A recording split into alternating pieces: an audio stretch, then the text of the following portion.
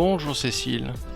Alors Emmanuel, tu fais du conseil en investissement financier, tu es responsable de l'école de football de l'AS Monaco et tu fais aussi du théâtre.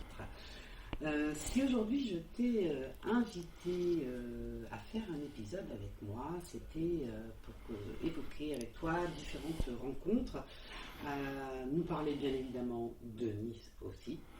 La première rencontre que j'aimerais évoquer avec toi, c'est ta rencontre avec le football. Alors, pour un Niçois, on va commencer avec ça. Fervent supporter de l'AS Monaco et responsable de l'école de football de l'AS Monaco. Je voudrais quand même d'abord, à l'origine, que tu nous parles de ta passion pour le football. Bien, je sais pas si c'est moi qui ai rencontré le football ou si le football m'a rencontré, mais ce qui est sûr, c'est que ça fait 44 ans de ma vie maintenant, et c'est une partie importante de ma vie. Alors moi, j'ai commencé dans un club de quartier à Saint-Sylvestre, à Nice-Nord, à une époque où tous les gamins pratiquement jouaient au football. Moi, j'étais à la maternelle avec Christophe Monny, et c'est le seul qui faisait du rugby. D'accord. Et c'est lui qui a terminé professionnel, et pas moi. Et je l'ai toujours encouragé, et je le suis encore maintenant. Donc j'ai attaqué à Saint-Sylvestre, après l'OGC Nice s'est intéressé à moi, je suis allé à l'OGC Nice, ça n'a jamais été un long fleuve tranquille l'OGC Nice pour moi, donc c'était un rêve d'intégrer ce club, et ça a été tout de suite très compliqué, je ne sais pas pourquoi, je suis arrivé et on ne m'a jamais fait jouer, alors que pourtant on était peut-être un peu venu me chercher. D'accord. Donc il y a eu un petit désamour là déjà. Alors, pas un désamour parce que ça m'a énormément servi en fait, cette période. Je m'en suis rendu compte beaucoup plus tard, c'est-à-dire que j'ai pas lâché. Ouais. Et dans la vie, j'ai coutume de dire que le football c'est un peu l'école de la vie. Et là, je peux dire que moi, j'en suis l'exemple vivant parce que je me suis accroché et une année sans jouer c'est compliqué, surtout quand on a 13-14 ans. Ouais. Mais ça m'a permis de rebondir, de m'accrocher, et au final, l'année d'après, les mêmes entraîneurs qui me tournaient le dos se sont mis à me faire progressivement confiance. Et j'y suis resté comme ça encore 4 ans, avec des hauts et des bas, parce que ça n'a jamais été facile. Toujours le fils de l'un, le cousin de l'autre, la tante de mon oncle. Mais malgré tout, il reste quand même quelques souvenirs intéressants à l'OGC Nice, même si ça a toujours été compliqué encore une fois. Le problème, c'est que l'histoire a mal commencé et elle s'est mal terminée. Ouais. Puisque à l'époque, le club avait de gros problèmes financiers, le club a été racheté et on nous a mis entre guillemets 5 ou 6 joueurs amateurs niçois, alors que l'on s'entraînait avec le centre de formation. On nous a un peu laissés à la rue au mois d'octobre de l'année 91. Eh bien, j'ai envie de dire que comme toute histoire d'amour qui se termine mal, eh bien, on n'a pas forcément après envie de revoir ses ex ou son ex. Voilà, l'OGC Nice, c'est un petit peu ton ex. Et le problème, c'est que 6 mois après, par l'intermédiaire d'un ami, Laurent Abella, pour ne pas le citer, j'ai signé à l'AS Monaco. D'accord. Et là, j'ai découvert autre chose. Alors, il était hors de question d'avoir une ambition professionnelle, c'était au niveau amateur, mais fatalité, j'ai joué au niveau le plus haut de ma petite carrière à l'AS Monaco, c'est-à-dire en 3e division de l'époque, qui était la réserve des joueurs professionnels. Et j'ai rencontré des gens et j'ai rencontré surtout un club. Oui, parce que donc, encore aujourd'hui, tu passes beaucoup de temps à l'AS Monaco. Voilà, je passe du temps, j'y passe beaucoup d'énergie parce que mon rôle de responsable de l'école de football en demande, mais le rôle de supporter en demande encore plus. Donc voilà, je suis tombé amoureux de ce club en 92. Il n'y a jamais eu, de ma part en tout cas, une animosité trop importante envers l'AS Monaco. Des derbies, j'en ai joué. Quand on était jeune, c'était plutôt le Cavigal et l'OGC Nice. Quand on était à Saint-Sylvestre, qui nous posait problème. Monaco, on savait toujours que ce serait de beaux matchs avec de belles équipes dans un état d'esprit intéressant. Donc j'ai toujours eu de la sympathie pour ce club. Et là, maintenant, oui, effectivement, depuis plus de 30 ans, ça s'est transformé en amour. Donc tu vis encore ta passion de football, donc aujourd'hui en tant que responsable de l'école de football à l'AS Monaco, ça t'apporte quoi le foot dans ta vie ? Ça m'a apporté et ça m'apporte énormément de choses. Ça en apporte peut-être un petit peu moins à mon proche entourage, dont ma femme et mes filles, parce que c'est compliqué de me suivre pendant les matchs de l'ASM ou même dans la semaine, parce qu'il m'arrive de m'absenter pour des raisons footballistiques. Mais je l'ai dit en début d'interview, l'école de la vie pour moi, le football, c'est l'école de la vie pour moi. Alors ça t'enseigne donc la persévérance. Ça m'a enseigné la persévérance, et puis il y a une notion que j'adore, c'est l'esprit collectif. Voilà. Je le répète aussi souvent, c'est un ensemble d'individualités au service du collectif, le football. Donc, alors est-ce que j'ai été baigné dans les sports collectifs, et c'est pour ça que je dis ça certainement. J'ai rien contre les sports individuels, puisque j'en pratique aussi. Mais le football, c'est ça, c'est 11 joueurs, voire même plus aujourd'hui avec les remplaçants. Enfin bref, un groupe qui tend vers des mêmes objectifs. Et si le copain est pas bien un jour sur un match, c'est son camarade qui va rattraper. Et ça, c'est une notion pour moi qui est hyper importante. C'est une notion que j'ai toujours essayé de développer, que je continue encore à développer. Dans le travail, c'est compliqué parce que je suis aujourd'hui indépendant, donc je travaille tout seul. Tu travailles tout seul et tu retrouves, tu as ce collectif dont tu as besoin, finalement, tu le retrouves en permanence en fil rouge dans ta vie avec le football. Oui, mais je le développe aussi au niveau professionnel, c'est-à-dire que même si je travaille seul, je travaille avec des partenaires. Ouais. Et ces partenaires-là, pour moi, c'est une équipe. On est chacun indépendant quasiment. Et je travaille avec des partenaires, et on retrouve un petit peu cet état d'esprit du football. Enfin, ou du moins, j'essaye de le mettre en place. Et puis, le sport en général, de toute façon, ça aide énormément dans la vie. C'est un critère qui est très important. On vient de vivre une crise sanitaire avec une privation de liberté qu'on pensait peut-être jamais avoir. Même si ça en a fait sourire, même si certains l'ont critiqué, le premier réflexe a été de faire du sport. Les gens se sont mis un peu naturellement au sport, que ce soit de la marche à pied, de la course à pied, en fonction de ce qu'on pouvait encore faire. Donc encore une fois, moi je pense que le sport aujourd'hui est vecteur d'énormément de choses. Et dernier point sur le football, et ce qu'il peut apporter, ou pas nécessairement ce qu'il m'a apporté à moi, c'est au point de vue social. C'est cette mixité qui aujourd'hui est compliquée à tous les étages, mais qui doit...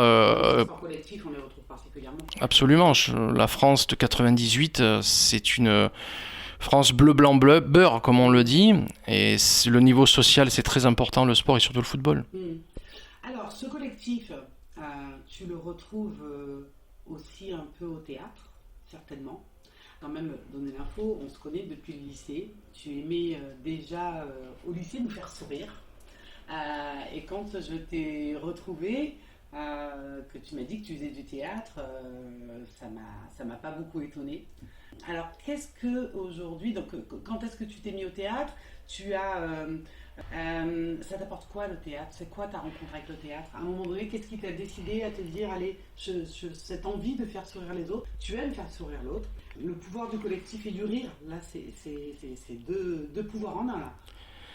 C'est là aussi une vieille histoire, le théâtre. Alors, pour en revenir c'est ce que j'aime faire rire, oui, mais je m'en rends pas toujours compte. Voilà. Après, je pense que j'aime la vie, j'aime ses plaisirs, et surtout, elle est beaucoup trop compliquée, et malgré les apparences, je me prends souvent la tête ou autre chose sur les problématiques de la vie, qui est tout à fait normal avec les décès, la maladie, etc. Donc je pense que le reste du temps, il faut le consacrer à travailler, à aimer les autres, mais surtout aussi à profiter et à rire. Donc c'est un peu naturel, effectivement, alors que je m'en suis jamais trop rendu compte, de faire rire les autres. Après, l'histoire avec le théâtre, elle revient, elle est encore plus lointaine que cela. En fait, quand j'étais gamin, on regardait une fois par semaine ou une fois par mois, je sais plus exactement, avec mes parents, les fameux Au théâtre ce soir. Donc le grand théâtre de boulevard parisien avec les Marthe Mercadier, prénom dont j'affuble d'ailleurs Sylvia Delattre de temps en temps. Et on regardait ça, et c'est vrai que je trouvais ça génial, parce qu'une salle entière qui rigole... par le jeu de comédien avec des textes avec des punchlines, ça me faisait rêver déjà à l'époque. Et puis un petit peu plus tard, je restais assez souvent seul. Mes parents travaillaient, j'avais le foot, donc je restais seul, et j'avais enregistré 4-5 pièces de théâtre. c'est génial. Voilà, dont Le Tombeur avec Michel Leb, C'est encore mieux l'après-midi avec Pierre Mondy, L'Amuse-gueule avec Daniel Auteuil. Et ces pièces, je les ai vues en boucle. Ouais. En boucle, je les connaissais par cœur. Et un beau jour, je suis tombé aussi sur Un fil à la patte de Feydeau avec Christian Clavier, Jacques Villeray, Martin Lamotte, mise en scène de Pierre Mondy. Celle-là, je pense qu'à force de l'avoir visionnée, la cassette devait plus fonctionner à la fin.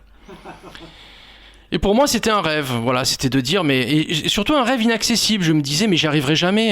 J'arrive pas à apprendre une poésie de 4 vers à l'école. Je vais pas apprendre un texte de théâtre, le jouer, etc., etc. Le football m'a pris beaucoup de temps. Et quand j'ai arrêté le football, parce que l'âge et mon corps m'ont rattrapé, donc je me suis dit, je vais faire, en fait, ce que j'ai pas pu faire jusqu'à maintenant. Et je suis allé m'inscrire au Bouffsen, comme pas mal de Niçois, je pense.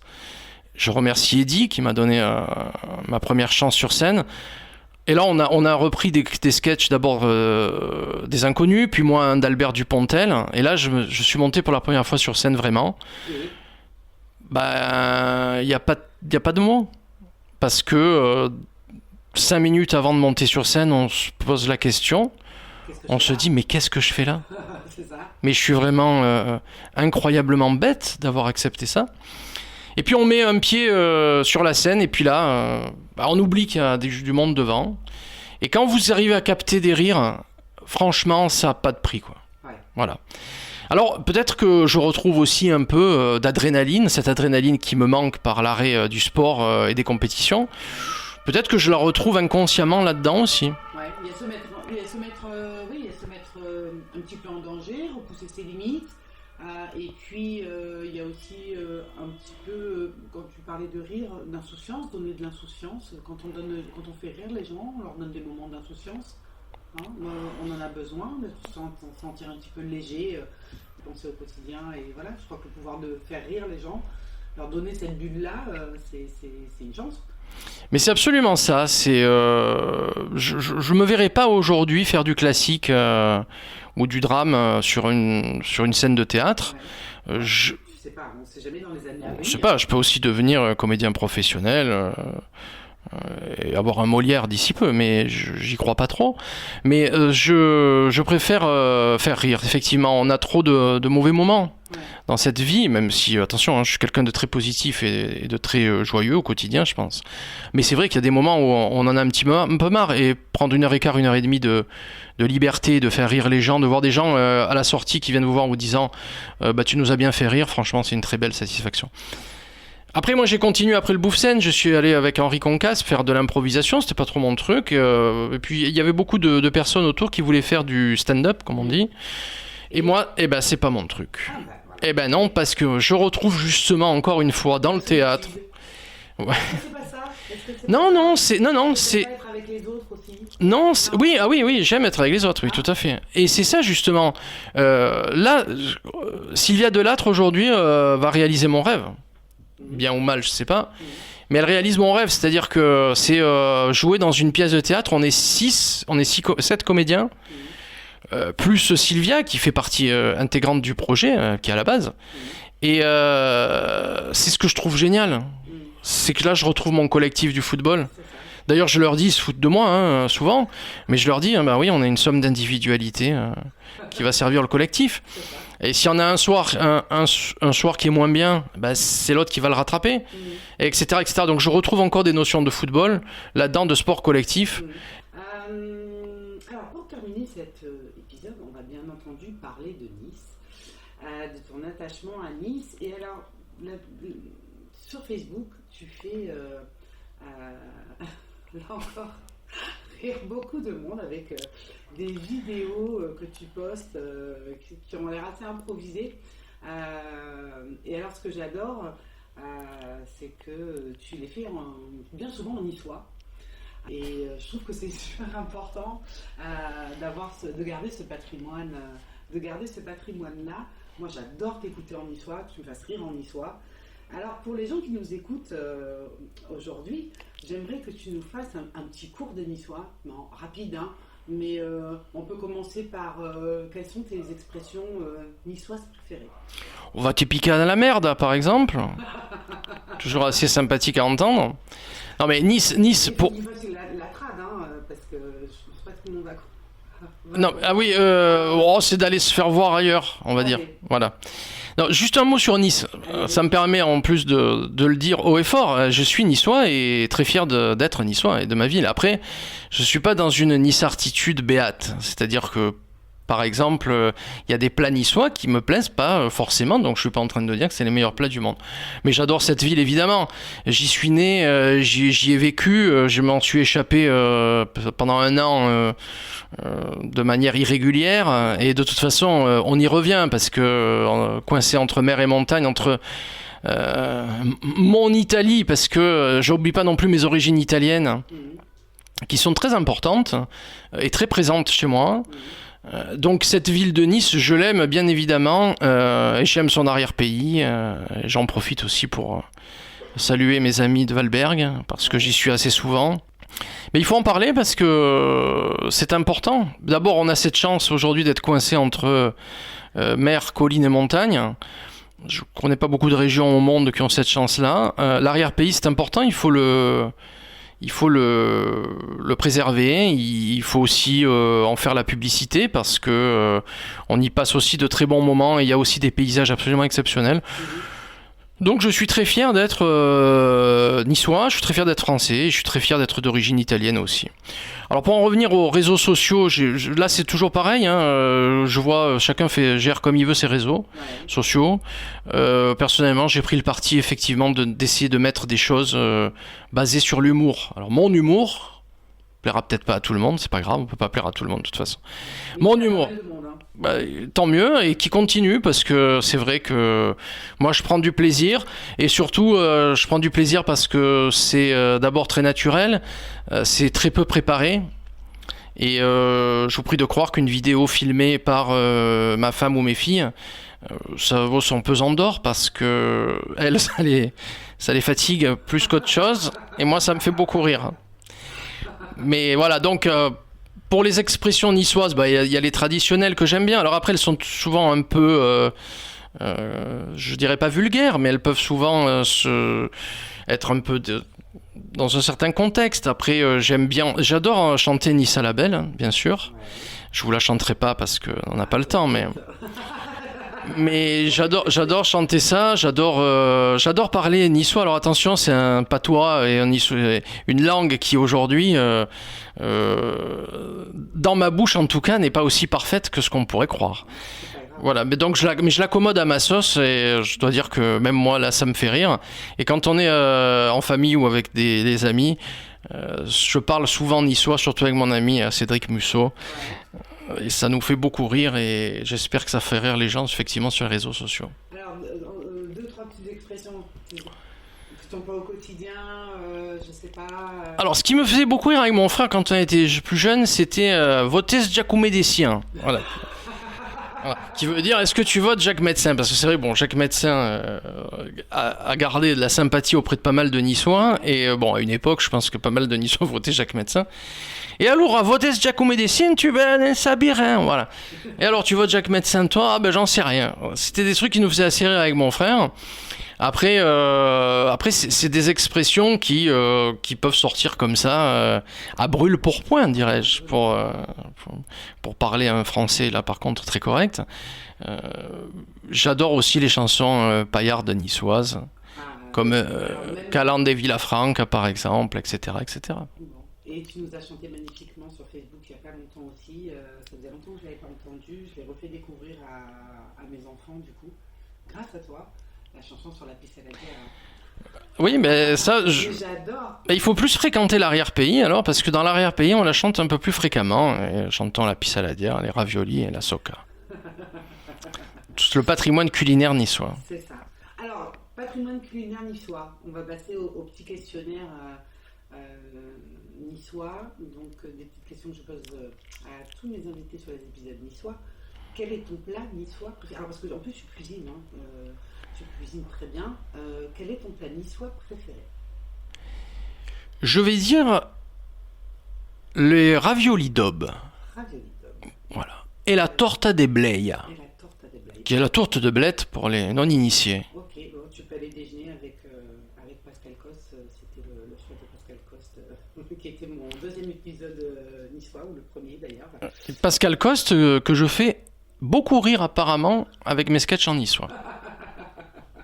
Donc on le salue. Pascal, si tu nous écoutes. Ouais, je le mettrai, je lui ferai un petit tag dans les commentaires quand je diffuserai l'épisode. Ensuite, je voulais te demander si tu devais faire découvrir Nice à quelqu'un qui n'est jamais venu, où aurais-tu envie de l'emmener? Alors je lui ferai découvrir, je pense, le vieux Nice, Ouais. parce que malgré tout, c'est un peu l'âme niçoise. Ouais. Même si aujourd'hui, j'aurais bien aimé connaître le vieux Nice des années 60-70, qui je pense était beaucoup plus pittoresque, un peu moins aseptisé qu'aujourd'hui malheureusement, mais c'est sûrement la période qui veut ça.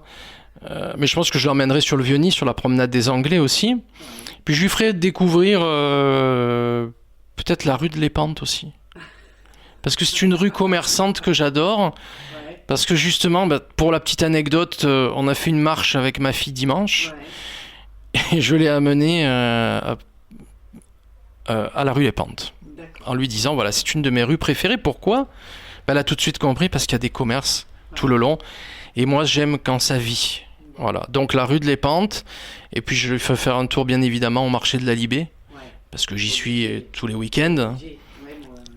Et forcément, ne pas aller à la Libé, comme on dit, à Nice, je pense qu'il manquerait quelque chose aux touristes. Ok. Poser enfin la dernière question, celle que je pose à l'ensemble de mes invités sur Podcast Rencontre, c'est si toutes les rencontres étaient possibles, si tu pouvais passer un moment, un dîner avec la personne de ton choix, du passé, du présent, réel ou fictive, avec qui aimerais-tu passer ce moment, qui aimerais-tu rencontrer? On a le droit à tout le monde. Tout le monde, absolument tout le monde. Je vais pas dire Claude François pour savoir comment il dansait avec les Claudettes. Non, si j'ai le choix avec tout le monde, je vais demander au principal. Hein. On va demander au créateur, à Dieu. Au créateur? J'aurais des questions à lui poser. J'aurais d'abord à lui demander pourquoi certaines choses. Ouais. Pourquoi on n'est pas immortel? Ouais. Je lui demanderai, puisque lui apparemment l'est. Donc pourquoi on ne l'est pas? Parce que au fond, cette vie, elle est tellement belle à vivre qu'on n'a pas envie qu'elle s'arrête. Donc, et malheureusement, même si on n'est que de passage, il y a un moment donné où on est obligé de la quitter et c'est dommage. Je lui demanderai aussi pourquoi de temps en temps il y a des choses qui sont si injustes. D'avoir une explication. Enfin, j'en ai des tas de questions à lui poser. Hein. Pourquoi l'AS Monaco n'a pas encore gagné la Ligue des Champions? Et pourquoi on joue pas encore Toc Toc au Palais Royal? Bientôt? Peut-être. Mais j'en poserai pas mal de questions, je pense. D'accord. Bon, écoute, je te remercie, Emmanuel, d'être venu répondre à mes questions. J'espère que tu as passé un bon moment. Je vous dis merci à tous. Et merci à toi de m'avoir accordé ce si agréable moment. Et puis, longue route au podcast Rencontre de Cécile. Merci, Emmanuel. Merci à tous, j'espère que vous avez passé un agréable moment en notre compagnie. Pour ceux qui découvrent, je vous invite à être curieux, à explorer d'autres thématiques, à rencontrer mes autres invités au travers de leur épisode. Podcast Rencontre, c'est chaque jeudi un nouvel épisode. Je suis Cécile Baeza, consultante en communication digitale, et si vous avez envie de soutenir ce podcast et l'aider à grandir, le meilleur moyen est de vous abonner et de partager vos épisodes préférés. À bientôt!